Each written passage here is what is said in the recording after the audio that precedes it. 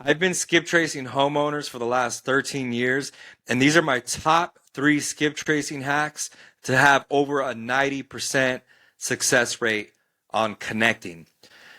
Skip trace hack number one. So this is a pretty simple one. Is first you want to match the property name, last name, right? So you want to get the last name, confirm, of course, that the property name matches the skip trace name. Okay, first and foremost. Then I'm going to take that last name. So if, let's say the owner last name is Smith. And what I'm going to do is I'm going to call all the last names that show up in that skip trace. So if you're using a skip trace software, and I won't get into softwares on this video, but if you want more videos like this, particularly about skip tracing, like, subscribe, comment, and I'll do more. But if you're looking for somebody, the target named Smith, and let's say you got John Smith, right? You're looking for John Smith, and John Smith has other relatives with the same last name. Those are going to be your highest chance of connecting with either like a spouse or a child or some relative related to John Smith, right? So I'm going to start with those first. Now, that doesn't mean that I ignore the other last names, because there's other people with different last names that could be related as well. There could be a spouse that maybe is using her maiden last name, for example. It could be step relative. It could be an in-law. Could be a close associate. So I don't discount different last names that pop up in the skip trace, but I put those lower on the priority when I'm making contact, when I'm doing my outreach. Now, skip trace hack number two. I use age as a good reference point to how they're related to my target. So if I'm trying to connect with John Smith, and let's say that John Smith is 55 years old. Now, when I look at the skip trace results, I'm going to look at other people that are in the same age range as him. If it's a female, then I'm going to look at that as possibly being a spouse. It could also be a sibling. He could have siblings that are close in age. But there's a high likelihood that if I skip trace John Smith and a Sally Smith pops up, there's a good chance that, and she's within 5 years of age, so she's 50, he's 55, for example, there's a good chance that they're siblings. They're married, right? That's his spouse. But it also could be his sibling. Now, if I look at bigger age gaps between the folks that come up on the skip trace results, 10 to 20 years, for example, could be sibling. But it could also mean that that person either married young or married older, right? That's also a likelihood, right? Some men like to marry younger, and some women marry older. So there's going to be a higher likelihood of a spouse falling within this age group, give or take 5 years. But there's also been instances where I've seen bigger age gaps. But bigger age gaps usually signify somebody who's either related as a sibling, niece, or nephew. And so the larger age gaps, 18 years or more, those are typically going to be your children of the target. So if John Smith's a target, and I find somebody who's 20 years younger, 25 years younger with the same last name, I'm assuming that it's either going to be his child or it's going to be a niece, nephew, because John Smith could have siblings that had kids at a similar time, right? They had kids, which are going to create bigger, larger age gaps. So I usually stack those filters, right? So the last name filter along with age differences, those filters are going to get me closer to connecting with John Smith. Now, if you have a skip trace that tells you if the homeowner is deceased, then I am going to search the obituary. If I have no luck with the initial results that the skip trace brings back to me, I'm going to do an obituary search. Now, what I have found, and by the way, this is a simple Google search, so you don't need any special tools for this.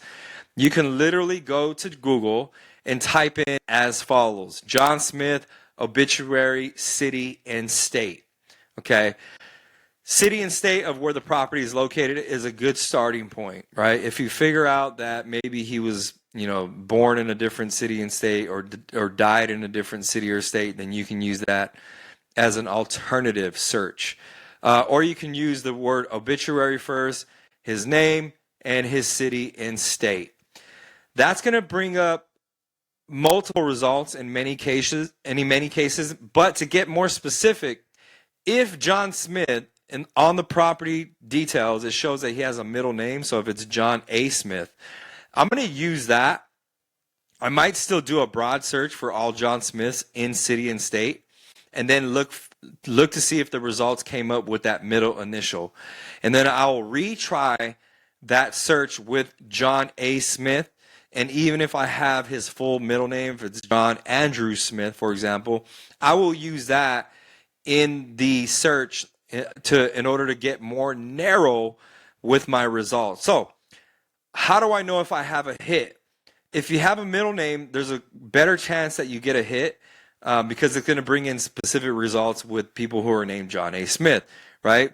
And then I'm going to look at the year of birth or the age or the date of they passed away as a reference point to figure out whether or not I got the age correctly. Now, what am I going to do with all this information?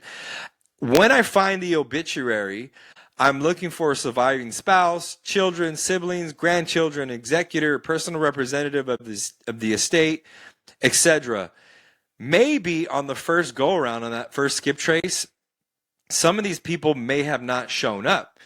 And that's very, very common, right?